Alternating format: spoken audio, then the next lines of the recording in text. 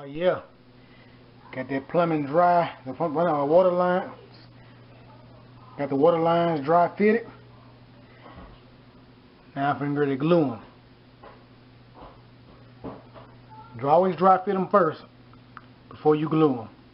Got hot on the left, it's always on the left, cold always on the right. The prime, you take your primer, make sure it's not dripping. You go inside one part, the female part, you prime the male part, just go around a couple times. Then you take your cement and make sure you don't drip too much anywhere. And then, same process. Stick your cement, swab around your female part. You take it, swab around your male part.